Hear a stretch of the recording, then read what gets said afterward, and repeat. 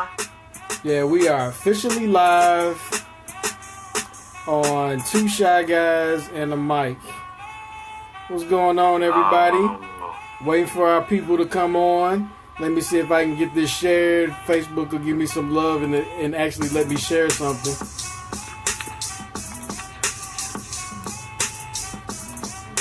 See if I can share it to our pages since it wouldn't let me tag us. Or I'd try to tag us. Where's the convo?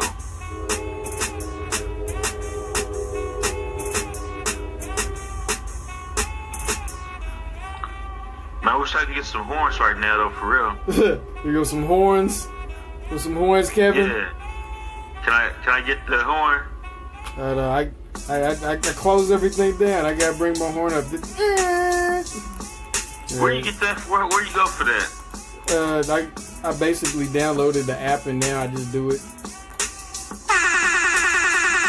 Yeah. It gets every time. What's up, Michael Pratt? What's going on, man? We had to do it again. My man Kevin is on the side. He's talking to us today. Make sure you guys can hear him. Oh man, they got me, man. Yeah, Kevin. They done got me, man. Kevin's back on the tin can once again. Let's see. Popo done got me. I'm sitting in jail with 10 can in the string. But we're gonna make this thing happen though, for real. What's up, Mike?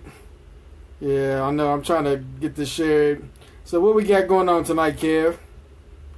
Hey everybody, thanks for joining me. This is Two Shy Guys and a Mic, your man Jay Kev with my man Leif Taylor. Tonight we're going to have an open convo. I was kind of going to crowdsource which direction you guys want to go.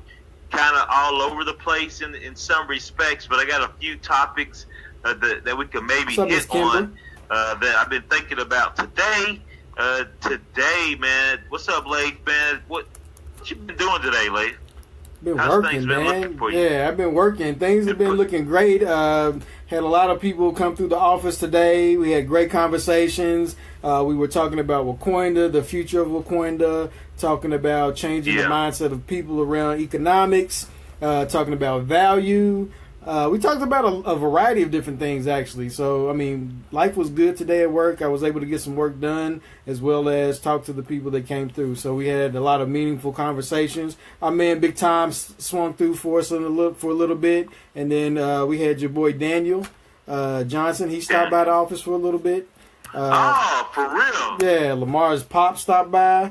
It was good, man. We just had a good vibe going on. Of course, the missus and the kids stopped by a little later. Just we love when we have traffic. We love because we have deep conversations. We have good conversations, and we get work done. And then Tom accidentally butt dialed Miss Vanessa Braxton. Shout out to Miss Vanessa. So we ended up talking. Yeah, so we ended up talking to Miss Vanessa for a while. She got a lot of things going on. She's back in NY, getting stuff ready for the Wakanda teas. Man, it was good conversations today, bro. Oh man, that sounds pretty good. Actually, that's kind of pulling me in some different directions too. A couple of topics maybe we can hit on, and y'all kind of let me know. Number one, when you brought up Miss Braxton, I was going to talk about this, and I decided to drop it. So now I'm gonna bring it back up. Just talking about the principle of cultivating the wheel of wealth in your life, and this goes back to something that speaking of Vanessa Braxton, something she made she commented on one time in one of her talks, talking about you having an essential hub, and then you put spokes, you develop spokes around that hub as far as economic development and what that hub is going to support when it comes to your wealth, health, and love and happiness and well-being. So using just thinking about Wakanda and that it's about economic empowerment through disruptive technologies and through all kinds of ways like blockchain and Bitcoin and other things, just using it as a foundation, as a driver, and how we can use that as a hub to help drive and push forward the other areas, sustain the other areas of our life. So just thinking about that, if you haven't supported Miss Braxton, do so. in some way, What's up, shape, Salika? or form. And if you miss this opportunity, there will be others.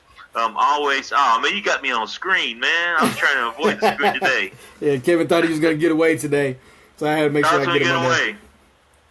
But you know, try to position yourself in a way in life in which you build up some capital so that you can pounce on a lot of the opportunities that are taking place, not only in Wakanda, but also outside of Wakanda. You know, I was thinking about Vanessa Braxton, then I was thinking about A. King Rising, where he's offering a course about Forex and how to use bots and stuff like that. So just developing these other areas of your life with respect to your economic well-being and where you may find yourself.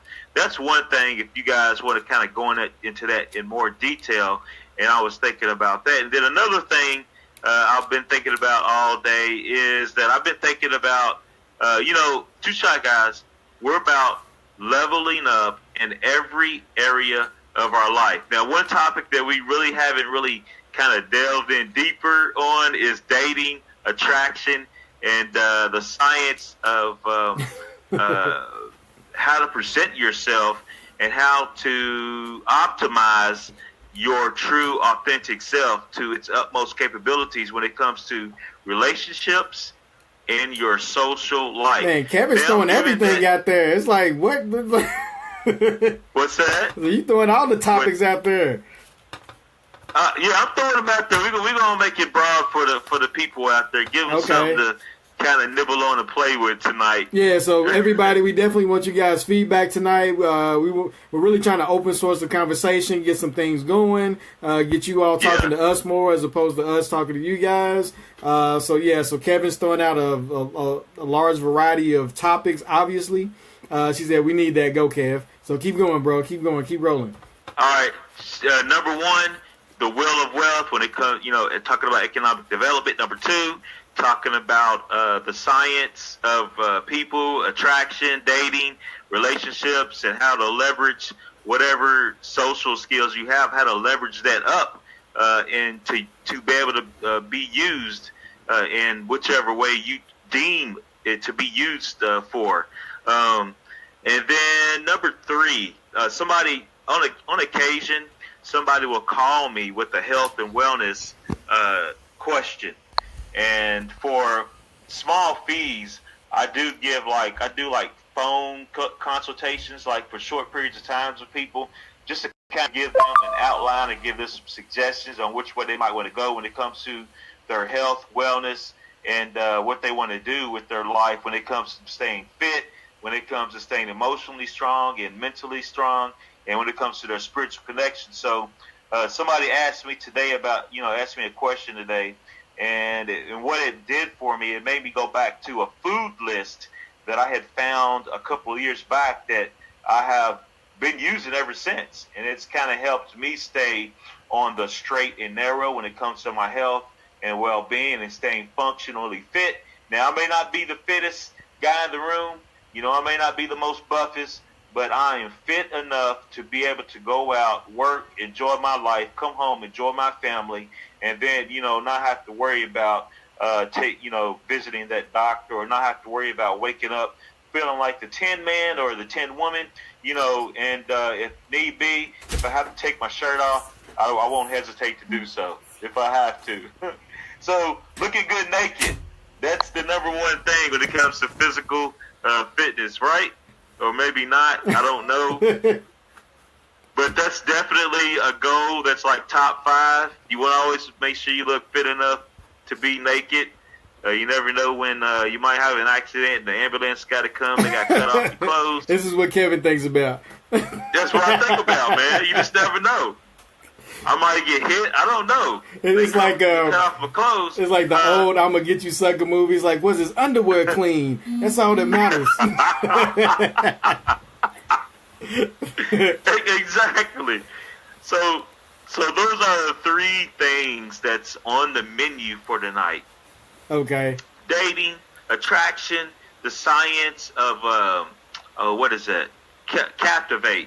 Okay. That's the book. That's the book written by Vanessa Van Edwards. She said, Latiera said you starting early tonight, J. Kid. I was starting early. Oh, I'm talking about with the jokes. Yeah. No, I'm trying to. I don't know what it is, man. I guess I'm sleepy, so I'm not really out here right now. Okay. Kevin's trying to lead a conversation, but he's not all here at the moment. Okay. Yeah, no, I'm just rambling off right now. All right, so you know me, I'm too busy laughing at you. What was topic number one? We'll dive into that a little bit. Topic number one: the will of wealth. Just talking about cultivating one leg. Talking about developing multiple streams of income in your life. Yep. And ways to do that. How to do that? That's something that the upper echelon of society is very adept at doing, very good at doing, and that you should always have more than one stream of income. But to get there, you want to spend time honing and shoring up at least one leg so that you can stand on that leg and begin the process of developing other legs or other spokes in the wheel that will help support the hub. You want to kind of be like the elite. They operate like Spectre, like in James Bond. They got the round table. You want to be at the head of the round table and start developing groups, start developing relationships. You want to be at the hub, the node of the network. Okay. So you want to learn how to develop and cultivate your own network so that one day you could disappear if you want to, and you still have money coming in while you sleep. Okay, that's the whole goal. So here's a question I have for you guys watching. How do you start multiple streams of income? Because I know a lot of people talk about it, having, the hub and the spokes and all those kinds of things. But how do you get started? Yeah. So that's something I want to ask you guys. I have my own thoughts. I know Kevin wants to share, but I'm trying to get some feedback from everybody. So Kevin, I'll ask you first. What is one way to get started in having multiple streams of income? Where's ground zero? Well, the first way is to get a job. That's one stream. Many of us don't have the, we weren't born with the silver spoon, right? So Many of us find ourselves now working a job or not really having control over our time. So one of the things you want to do is, at this point, if you find yourself in this particular situation, is begin moving towards develop a side hustle. Okay, so you said side hustle, and that's what Michael Pratt said. He said multiple jobs, side hustles, rental property. My man Maurice said, he said tech drop, and then Latiera said tap into skills you already have, and then my man Mo, he said get one staple.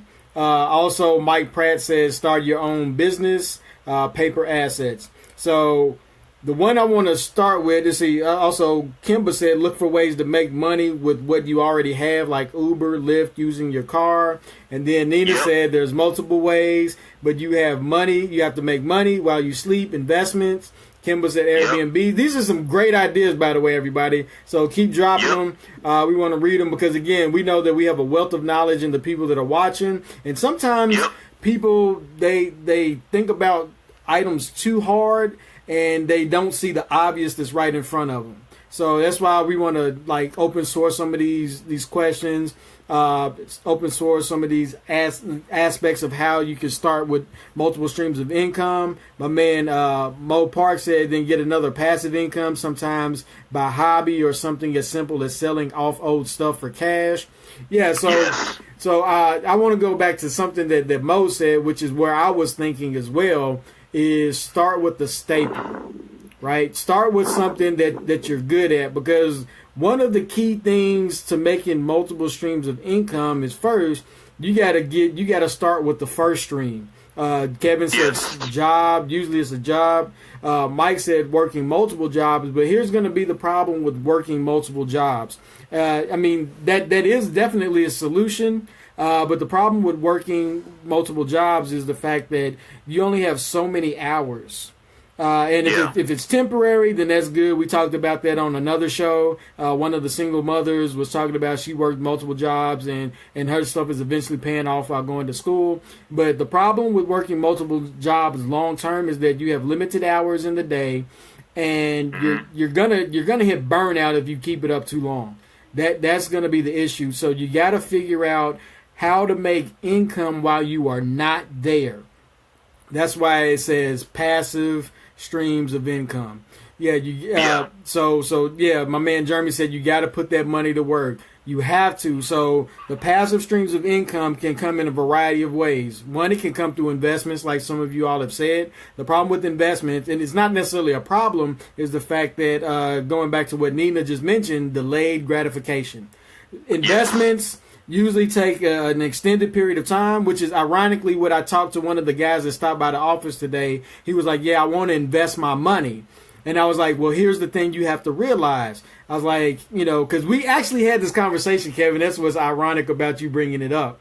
About having multiple streams of income and those kinds of things. I was like, first of all, you need again, we say this all the time and we mean it. Know where your base is. Know where ground zero is for you. Know how much money you have to have before you even start the journey. Because if you don't calculate how much money you actually need, then your ideas may fall short because you haven't really counted the cost of what it's going to take to get you to where you need to be. So figure out what your monthly number is, meaning what are your monthly expenses for start at bare minimum and then work your way up to some modicum of comfort.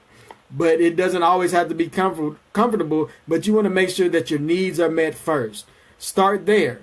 Then from there, you need to figure out what skill sets you have that you can monetize, right? Because you have to, again, physical labor is usually a go-to, but you have to think beyond the physical labor because, like I said, you're going to hit a wall. Time is your wall, and fatigue is going to be your wall. Go ahead, Kevin. Well, I was going to say, as far as like a model that I used as far as like physical labor was, I got it from Robert Kiyosaki. He's got the little 4 square box where he talks about going from employee to business own to self-employed to business owner to investor. Yep. And, a lot of times, many of us, not all of us, but a lot of us start out in the physical area, and then some of us get fed up and we own our job instead of the job owning us, being self-employed. And then some of us get smart enough to figure it out to level up and become business owners where we develop business systems. And that's where you start really leveraging time, where you build systems and let the systems, like algorithms, like bots, run on their own. And then when you build up enough capital, and then you try to become an investor, investing and planning and strategizing for the long game. So that's just a little model I got from Robert Kiyosaki, reading Rich Dad Poor Dad and all his other series that he's got out there. Yeah. Somebody talked about delayed gratification, just talking about there was Robert. Another book, Robert Kiyosaki and others talk about accumulating assets versus liabilities, and actually knowing the real definition between the two, given that liabilities take money and assets add money or add value to your life. And increase over time. So also Ebony said, folks usually run from MLM, but it pays residual income on some of the good ones. You're talking about multi-level marketing. Some of the good ones do have good residual income attached to it. And again, with all of these things, you got to really figure out how to leverage your time to the maximum capacity, right? Because, let me comment on that. Go ahead, Kev. Kev wants to make a comment on MLM. She's right on that. I've been in multiple MLM companies, and a lot of people do run from that thing, and it's pyramid, but you got to realize that pyramids are everywhere. And it's not necessarily that pyramids are bad. It's nothing more than networking. So I concur with her that a lot of people do run from them without really examining them and really finding one that suits their skills and what they're actually looking for and looking to do. So, vetting is definitely a part of whatever you decide to involve yourself with. And some of these, some of these things are good for self-development and relationship and networking and stuff of that nature. So it may not be a big monetary thing for most people or for a lot of people, but just the self-development and training and the thought processing and a lot of things that come along with that is just more. It's really a PhD education that you get over a period of time. Yeah, and Nina said also passive, residual, slow growth, good stewardship from the staples, like you said, Kevin. Let's see. He said, yes, I remember the monthly number from y'all's previous show. Basically talking about the things that you need, and then you work from there as a base, and then hopefully you can grow beyond that. Also, one thing, I don't know if it was said, maybe it was, if I skipped over it or forgot, but products, right? That's one of the reasons why Lamar and I really started pursuing the software aspect. We started off in the service industry. Then we started going toward products, because the thing about products is, especially from a software perspective, is the fact that you can replicate it. And then once you've made it the first time, you can keep replicating that at infinite, right? You can just keep pushing it out. And so that's the benefit of having products. That's why even Robert Kiyosaki, he made his money from the Velcro wallet.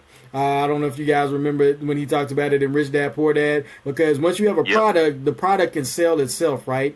Items, I just had something in my mind and it just slipped me, talking about products and how to just sell those and have something that you can go to. Oh yeah, print.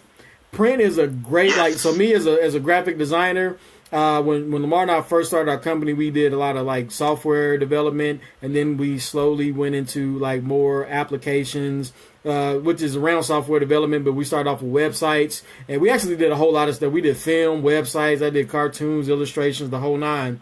But one of the best money makers that we had was print. And the reason why print was so powerful was once we got the client, we would develop, I would develop the brochures, the whole nine, and then I could just resell them the same item that I've already made for them. So print was a great stream of revenue for any of you that are in that kind of field. That's something to think about. Also, I don't know what some of your other skill sets are out there, but if you can find something that you can easily replicate and then sell by numbers, then you can get more revenue coming in without having to reduplicate your services. Yeah, this is a perfect. Oh, go ahead. No, go ahead. You done? I'm just scrolling. Yeah. Oh, yeah, this is a perfect time for print and also designs. One of the things I noticed when I worked in Amazon was I didn't realize what you see it now with the closing of a lot of big box chains like Kmart and some of these other stores. But when I was in Amazon, one of the things I realized was how big what print on demand was. Yes. And then how designs as far as T-shirt designs, there are literally thousands, millions of people out there on this planet that are printing 5-page coloring books that are nothing but cuss words.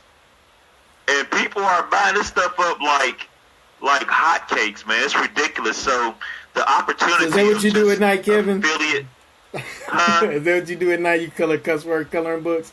Yeah, man. That's how you got to get your anger out, man. Get his frustrations anger out. management. He does it while naked, though. No, I don't think y'all want that visual, though, for real. That's not good. These people, we trying to make sure these people stay sane. Oh yeah, but yeah, man, it's a good thing. And like talking about the coloring books again, is having a replicable service, right? Something that you can replicate very easily, and print is a great way to do that. And again, like going back to the coloring books and those kinds of things, it's really just a matter of being brave enough to venture out there to sell things, right? Experiment, yeah. You have to experiment. You have to see what works in your lane. You have to see what you're able to market, because sometimes it's not the product itself is not the problem. The problem is your ability to market that particular product, and also the longevity in which you market that product. So you have to be Yes. very consistent in doing some things. So, and here's the great thing about products, right? And I used to tell people this, that sing when they have CDs, whatever. Now, of course, it's not CDs. They have streaming services that they can just upload all their old music to, whether it's on YouTube, whatever, put it on Spotify, put it on Tidal, put it on any of Yep. these services, to where now they can just make money off of this product that they've already made. And guess what? Here's the beauty of music, right? Or a product of that kind of nature, a product that's almost timeless, right? Is the fact that if you don't have a lot of sales, then it's always new to the person you market it to. So don't get caught up in the fact that you have to always make something new. Sometimes what you have currently is good enough to keep reselling. You just haven't sold it to enough people. So don't get caught up in the fact that something always has to be new. I know musicians get caught up in that, like, oh man, I need to make something new, that kind of thing. But people that understand the game, like, no, I've already wrote this song. I'm going to ship this. I'm going to shop it everywhere. It's like, okay, this person, maybe I got Whitney Houston to sing it before she died. I'm gonna give it to Bobby Brown. I'm going to give it to all of these different people to sing the same song so I can start making money off of that residual income, those checks. And that's what sometimes people forget about, and that's the beauty of a product. If I made a product 2 years ago, guess what? I'm still going to be selling that product. If it's something that I can just go out and sell, because there's always ways to make money off of something that already exists, as opposed to always constantly having to remake something new. My man Mo said the 4-hour work week. He's talking about Tim Ferriss. Yeah. Go ahead. I know you want to say something about that, and I want to say something after you say something about it. Go ahead. Well, yeah, that was a game changer for our generation as far as Robert Kiyosaki, Rich Dad Poor Dad. And then comes along Tim Ferriss with kind of the same idea, and that he just took, that concept and put it on the internet, and talking about ways to leverage the internet in your favor. So it makes it easier as far as using the internet as far as a way to leverage your time What's up, Rocky? for your side hustle. Yep. I've done just about everything under the sun as far as like sitting here at my kitchen table selling everything from African black soap, buy it at wholesale, like my friend, or like the lady Vanessa Braxton, cutting it up on the table. Yep. I was a shea butter man, putting up shea butter, selling shea butter soap, Amazon books, you name it, I probably done it. So just the internet is amazing, and just there's a million ways to make money and make a living in this world. You just got to pick one that speaks to your hearts. Yes. I love me. I be shining too, boy. I use my product. Yeah, Kevin used to just slide through the driveway and all the same buddy he had on.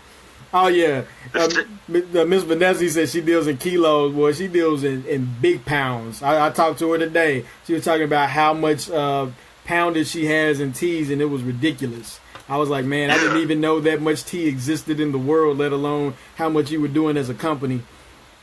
That's CIA boss level, though. Oh, yeah, she balling. Ebony said, also linking up with a business partner that complements you, that helps sharing the startup costs.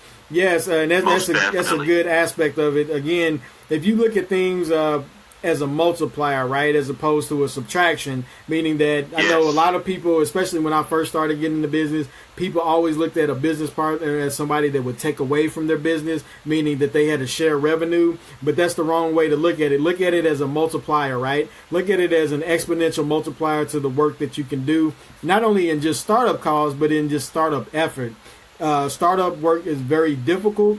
I know, especially if you're thinking about raising funds. This is a side note into the multiple streams. But if you're thinking about raising funds from an investor, they'll tell you straight up that they look for teams. They look for teams. It's like rarely do they put money into a solo a solo startup. So if you have an idea and you think it's a great idea, I'm telling you, you need to find a business partner. Because what they're going to do, they're going to say, who's part of your team? If you say it's just me, chances are you won't get that money unless you already have traction. So like your what's his name? Zuckerberg. I was going to say Mark Wahlberg. That's the wrong mark. Mark Zuckerberg and those kind of things. The reason why he was able to get traction, of course, he had business partners that they didn't get too shafted because one dude's still a billionaire. But anyway, it's like they had traction, so they had they could pretty much dictate their terms in terms of investment. So definitely that's a great idea, Ebony. Find a partner to start up with. Make sure it's somebody that works at the same level that you work.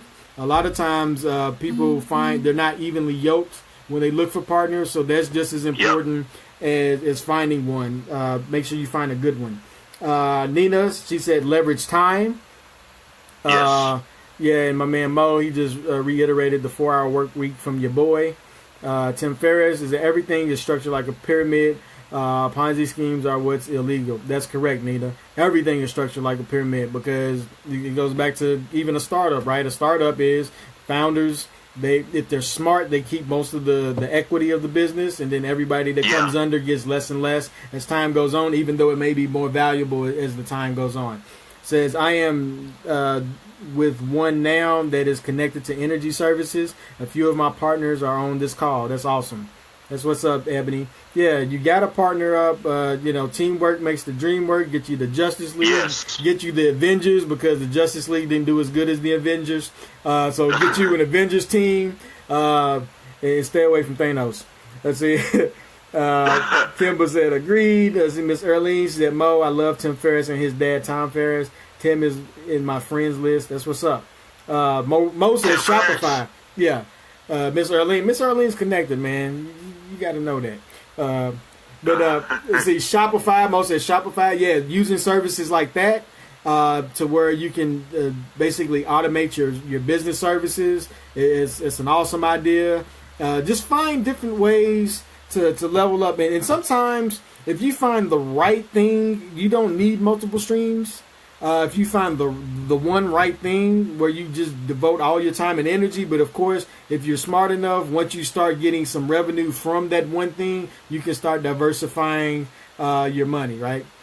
Yeah. Somebody said Thanos. That's funny. See, those are adult coloring. You said those are adult coloring books. Let's see, evergreen products. Takia said that, talking about products that you can sell at any time. So commodities, the things we were talking about getting for the cooperative to where people can get discounts. Those are evergreen products, meaning that they never go out of style. Toilet paper doesn't go out of style unless you live in Japan or China. Yeah, they don't have it like that. But yeah, it's different there. Let's see, your multiple streams don't have to be in a different industry either. That's right, Tamara. Basically tackling verticals. So your multiple streams of income could be from the very one service that you have, right? I know as a designer, it's like you can use your design services, and then think about it. We were doing print, so the brochures I designed, I would sell the print work to, because I would even do the brochures on the cheap. Because the big thing about doing it on the cheap is now that you got them hooked, and if you have multiple services within that vertical, your customer will always come back to you. And then after I've made the initial design for that brochure, I can just keep reselling the same one to them, because guess what? If the person you're working with has a good sales list, then you can just keep selling it. He said, "But days is a bit." Yeah, I know, bro. Yeah, I seen it. Yeah, for real. That's why I said what I said. Let's see. So, question: which of those are still making you money? If not, why? Which of what, Mo? Who are you talking to? He might be talking. I don't know if he's talking to me or what. Yeah, be specific, Mo. You know we be late on these comments, bruh. Yeah. The teams is like a diversified portfolio. It really is, because different. You want people with different, like, complementary skill sets. Like Ebony said, you want to have those complements, right? Because everybody can't be the same person. If everybody's the same person, then one of you doesn't need to be there. So you want to make sure that you do diversify and have complementary skill sets in terms of who you work with. So that way you can tackle more things and you can actually build rounded out products, right? Because sometimes if you're too heavy in one area, you'll find lack in another. So you want to keep a good balance with the people you work with. And sometimes it may be in a variety of industries. Another great book, Traction. Latiero said Traction is a good book. I haven't heard about that. I have to check that one out. Yeah, I'm just now seeing Takia's comment about Thanos. Oh yeah. Let's see. I was trying to sneak that in. Miss Early said connected with no money. I don't know what that's about. Oh yeah, Japan and no TP. Yeah, exactly. Lamar talked about our visit to Japan. It was different. They do things different. Ain't nothing wrong with it. It's just different. Just different. Yeah, just different. It said Tamara says she does design, print, web, and t-shirt line. Yeah, wow, you gotta. that's amazing. She says she needs a partner. Yeah, you gotta have people that can help you, that can assist in what you're doing. You need a partner. Where you from? Put it out there. Go actually ask somebody in Wakanda. See who's willing to work with you. That's one way to get it done, right? You said it's by Gino Wickman. I don't know if you can see that, Kev. No, I didn't see that. Yeah, that's okay. who wrote the book Traction. Yeah, so Kevin, he's still looking online with us, even though he can't be with us in visuals. Yeah, I'm gonna show his picture real quick once again. Oh man. So you see Kevin. Oh, looking at all my paper in the background. Let's see. It says squatting, toilet. It ain't even squatting. It's just squirting. Not squatting, but squirting toilets. And there's a difference. Takia. So what was number 2? We talked about diversification quite a bit. Kevin had 2 other things on the list. We'll get to those. Oh, well, I was happy where we was at. Oh, well, excuse me. Wheel of Wealth. Well, then say something then, Kevin. If you was happy where we at, say something then, man. Oh, the conversation was flowing pretty good to me. Because you'd have to... I know. Yeah, I hit my word. Somebody tried to hit my word wall. I did hit it a while back. Yeah. But, the other way I was going to take it was also Takia's talk connecting about Tamara with somebody. How to transform your passion into a side hustle. Okay. Just talking about, the Wheel of Wealth. And I ran across an article on the Science of People by Vanessa Van Edwards. And again, she wrote the book Captivate, and I've read that a couple times. Then I just took her Udemy course.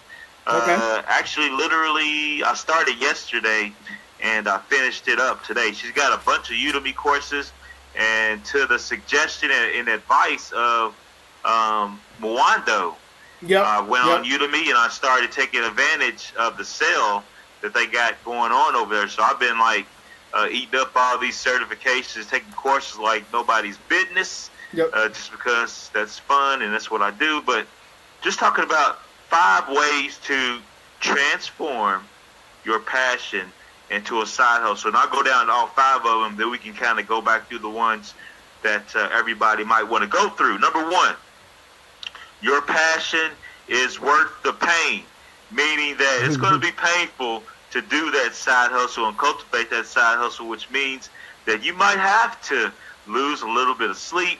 Oh, yeah. You may have to. That's gonna happen. Pass up because it's the side. It ain't a few meals. It's gonna have to happen. It's the nature of it. Number 2, listen to your DNA. Listen to what your heart's desire may be. Meaning that you can look to other people, kind of model yourself after them. But really, we talked about there's a million ways to make money and to build wealth, but you got to do the one that really speaks to your heart's desire, so that you develop the resilience and persistence to really work through that pain, and turning your passion into your life, your way of sustaining yourself. Number 3, strive to be the best you and not the best version of somebody that you admire. So again, know what you are here for, know your purpose, know what really satisfies your soul and your skills, particular skill set that you find come easily and naturally to you. Number 4, leverage your social media presence. Your social media presence is your resume. So when it comes to transforming your passion into a side hustle, into possibly one of those main hubs or one of those main spokes in your multiple streams of income, really take your social media presence seriously. All the way in all your social media accounts, And then number 5, content is your currency. The phrase now is data is the new oil.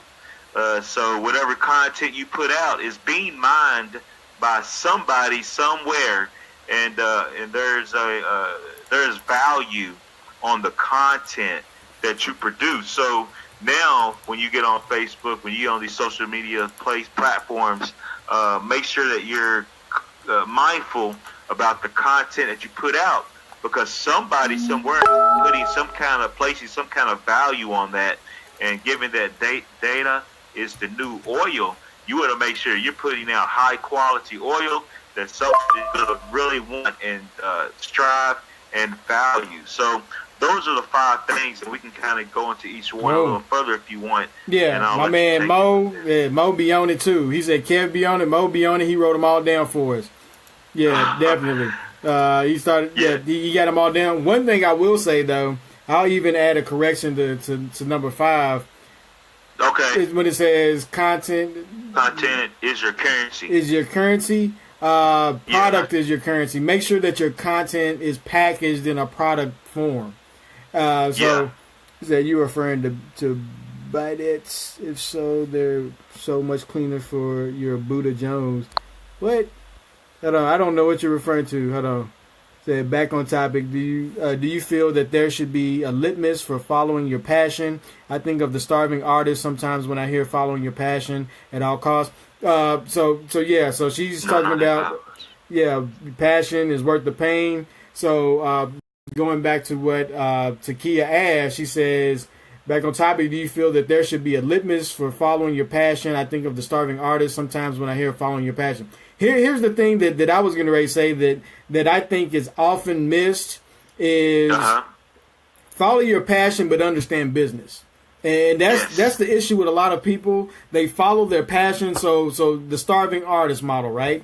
I'm an artist. Yes. That kind of stuff. Yeah, not all the time, Teresa, because sometimes artists don't understand the hustle side of the business. They may hustle their artwork, but so here's 2 different things that you can do, right? You can either partner with somebody like an agent or somebody that knows how to do sales, right? But you have to understand business, and that's where a lot of people fall short. They have no money models. They have no, and it's like, oh man, I love to whittle little trinkets or whatever, but if they don't know how to sell it, then they'll just have a bunch of trinkets in their house. Or there'll be an artist that has a bunch of canvases splayed all over their house and nothing's getting sold. So you either have to get the hustle and understand, either increase your business acumen or find somebody that can do that for you, right? That can do the sales, that's going to take on like an agent or an artist rep or somebody like that can help you move your product. Because a lot of time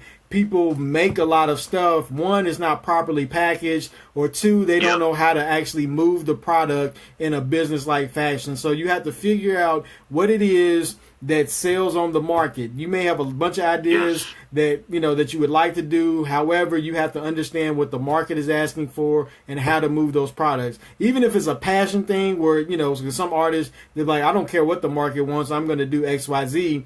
The smart ones get an agent. They get somebody that's a dealer, somebody that can shop their work for them so they can focus on their craft. There's definitely nothing wrong with that, but you have to figure out where it is, because you got to have money. You got to make money. You got to sustain a living and those kinds of things. Yeah.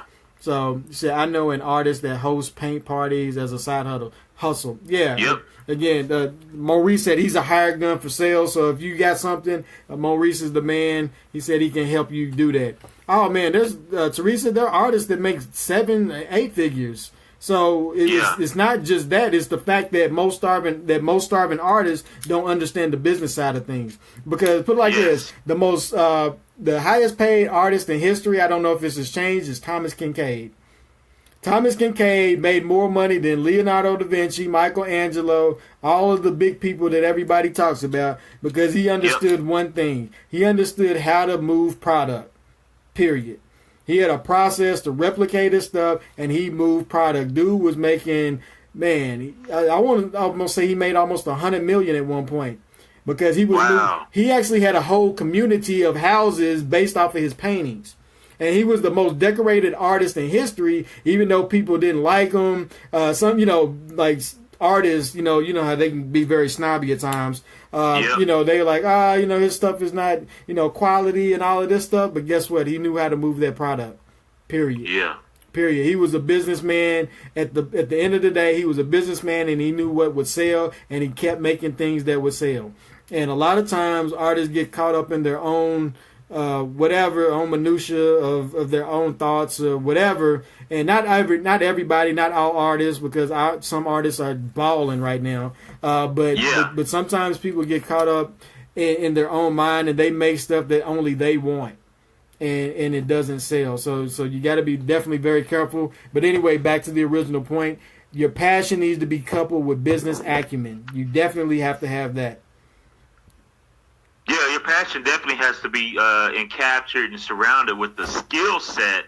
Yep. That's, like you said, it's going to help you feed your stomach and pay those bills. So that balance always has to be there. And then you work to then you work to move towards more of your passion as much as possible as you want to. Yep. But yeah, the balance of between stomach being fed and then being totally free and happy and following your passion 100%. You got to do what you got to do to get to where you deemed that you want to get to. And one of the things when you were talking about the starving artist, yep, and talking about skill set is that, it's just going back to number 4 and really learning technology and learning some of the things that are on the horizon and that we have access to now with respect to some of the online platforms, and using your social media presence to display a lot of your work. I've blogged to display that I can put a couple sentences together. Yep. I do live streams to show that I can put a sentence together and articulate a little bit, just a little bit. So these are things, these are skills that I'm constantly honing and working on, that I know others, and I watch others, and I model myself after others that are doing some of the things that I would like to do as far as purpose and passion and skill set, and then feeding the stomach. So, man. Yeah, and real quick, I want to add to that. Also, anybody out there that's looking to do something, and just understand who your intended audience is for whatever it is you're selling. Whatever it is you're selling or the products that you make, chances are there's enough people that will like it to support you. The key, though, is to find it.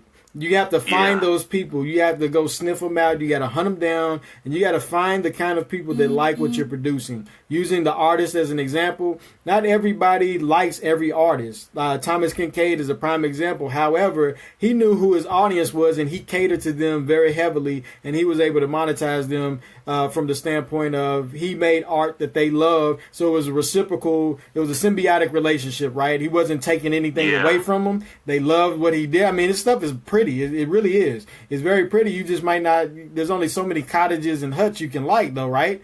But guess what? He found those people. He found the people that wanted his collections. He found creative ways to replicate his artwork. And so he had a team of artists, and what they would do, he would make a poster, and then they would go in and paint over top of the poster just to give it a realistic feel. And he balled out on it. So also, so again, and another thing is you don't have to be the best to make money.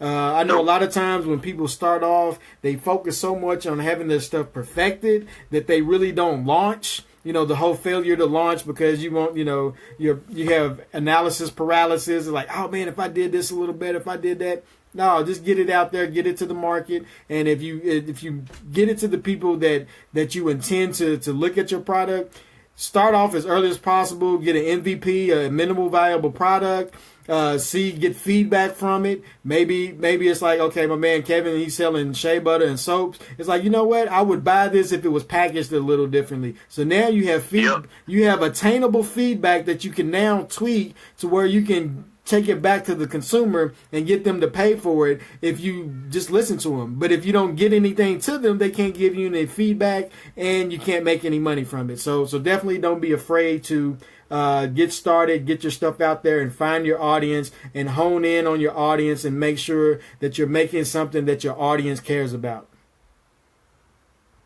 Man, yeah, and that's the beauty of the world that we live in now is that, the average Joe can do that from his or her, the comfort of his or her, home. Yep.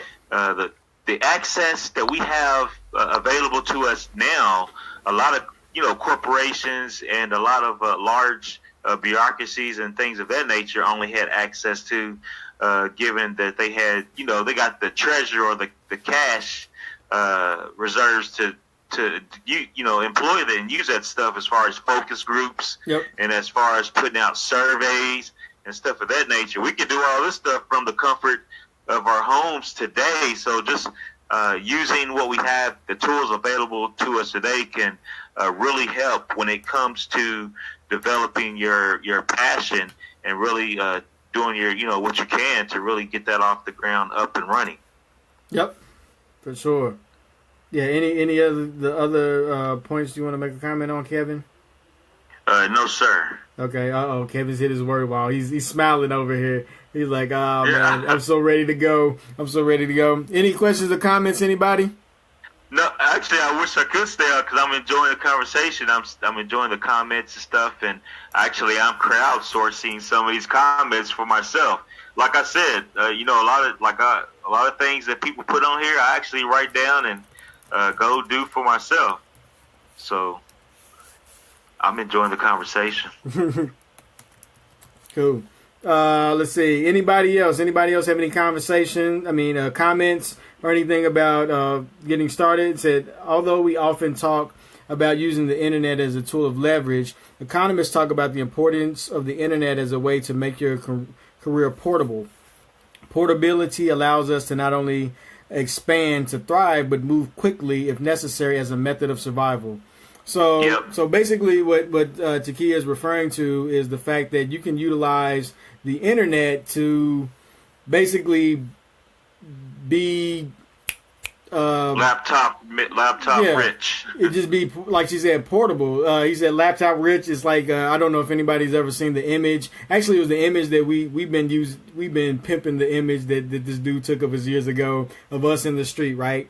And the whole point of the interview or the picture was the fact that we operate from our laptop so we can be anywhere. And that's pretty much what she's talking about is if you have a presence online, it doesn't matter where you are as long as you have an internet connection.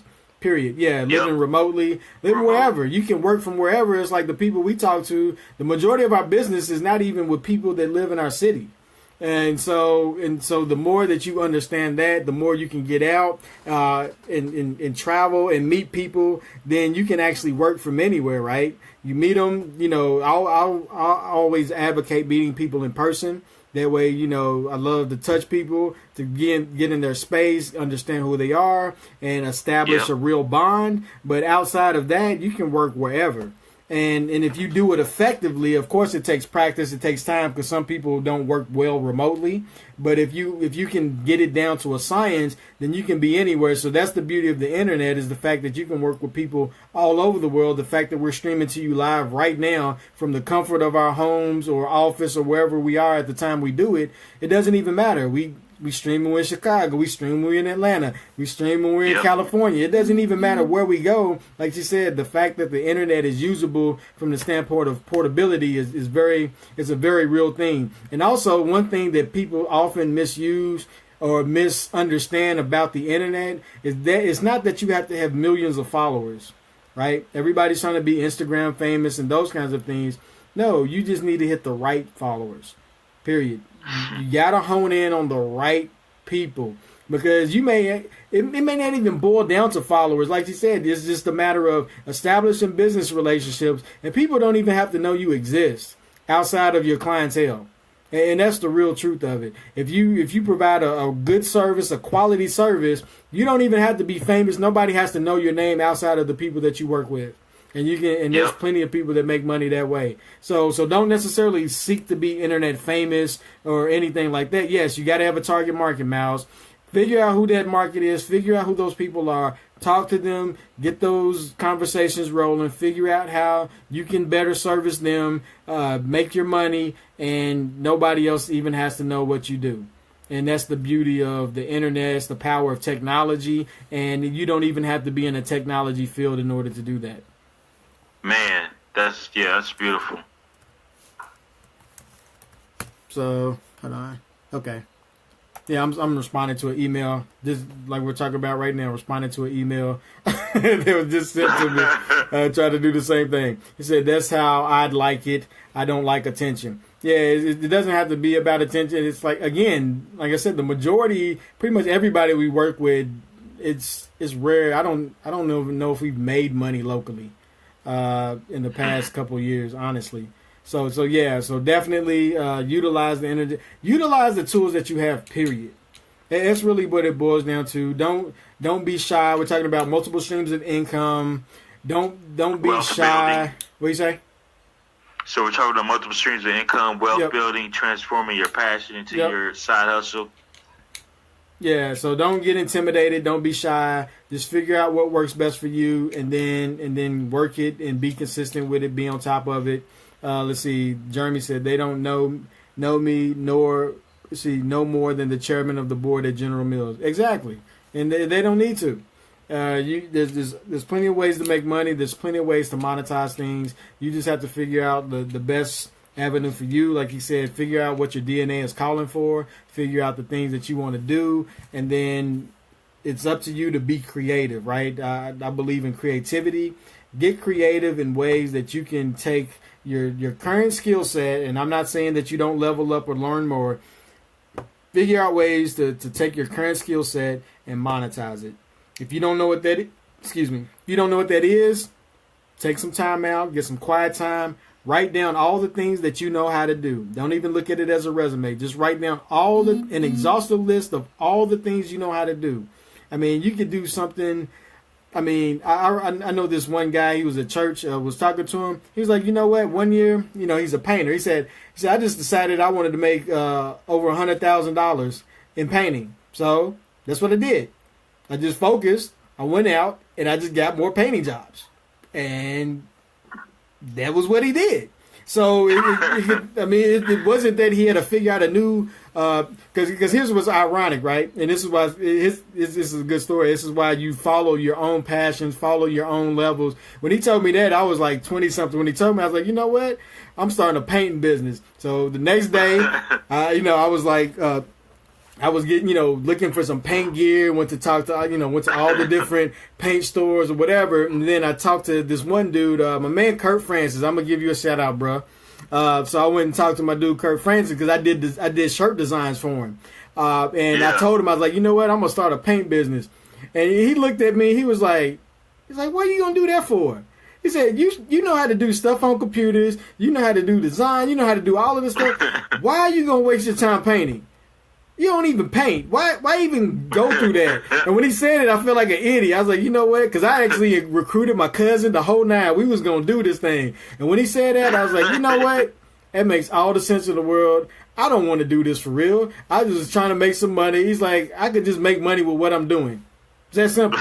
It's really that simple. So you just got to figure out how to monetize your passion and go out and do what you're called to do, what you feel that, like you said, your bones are crying out for. Quit trying to chase the money. Figure out what it is you love and figure out how to monetize that. Let's see, Miles said, I'm pretty much an introvert and would do better at a distance. Hey, I can feel Miles on that. I'm the same way. Yeah, that's my man Kevin. Kimba, she said, me too, Mal. I'm a total introvert. Yeah, I've never seen Kimba on a camera before. We talk a lot, but I've never seen her on camera. So she's definitely introvert. So, but I feel you. Hey, I used to be the same way. But again, it's like I had to overcome.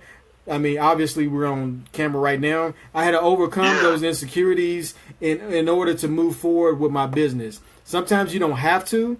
Again, like I said, if you have a sales rep or something like that, then they can do everything for you. But if you're trying to push your own business, if you're trying to do your own hustle, you got to get out there. You got to meet people. You got to make those connections.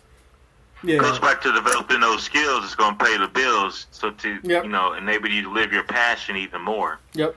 Yep, exactly, Tamara. She said all money ain't good money because it depends on how you come across the money, right? So, like going back in my case, that paint money wouldn't be good money for me because it would be something that I definitely wouldn't love doing.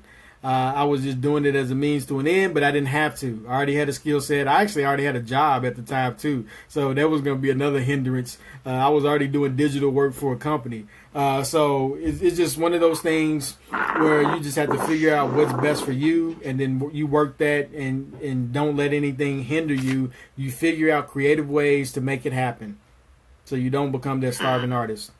Yeah, you got any other comments or questions, Kev? No, I'm good. It was good. I think we had a good conversation. Yeah, I think so too. We're about to wind up, people. It's 11:26 here on the East Coast. Not sure where you are currently, but we appreciate all the comments, everybody coming in. My man Jeremy said blood money. Hey, blood money. Yeah, it is blood money if you're putting in your blood, sweat, and tears for something that you don't even care about. It's real blood money.